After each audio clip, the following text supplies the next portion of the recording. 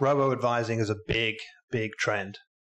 There's already $1 trillion under management from the robo-advisors, right? We just saw the ETFs surpass the hedge fund assets under management, and not too many years from now, it might surpass the mutual fund asset under management mark as well. Robo is no different. I think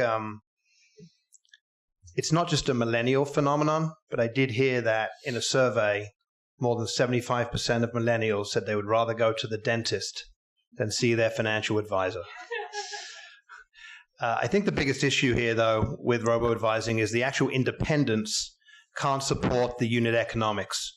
They're charging 25, 35 basis points, and that is not enough today to overcome their high cost of acquisition because they do not have a brand. The winners in this space will be the guys that have brand and marketing, and I think you're going to see the winners be guys that can combine a high-touch model advice with this low-touch delivery through the robo-advisor. One independent that's doing that quite well is Personal Capital, right? They're charging 85 basis points. They're providing an advisor if you want to speak to them, and they have a decent model.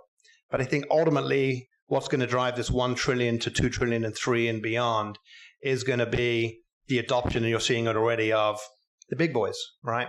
Fido and Schwab and some of the others have already kind of got an early start with Vanguard, but they can afford to keep the costs low because they already have the brand and their cost of acquisition is negligible.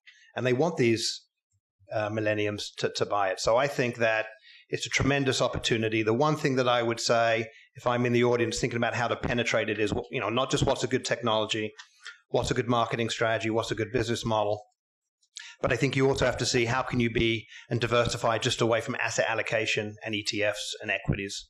And I think ultimately trying to put some active management strategies or customizing some of the products that go through, I think could really be a great combination with the others to be effective. And I think this is here to come. It's here right now. It's in a big way. And I think a lot of people need to be more heavily invested in this. Not that it's going to be the be-all and end-all. There's always going to be a high-touch and a low-touch model.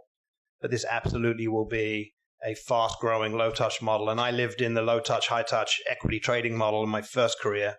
And nobody thought it was going to happen. They thought it would be like 95-5, 90-10. And now it's 95-5 all right, but the other way around 10 years later. So I think that's going to happen here too.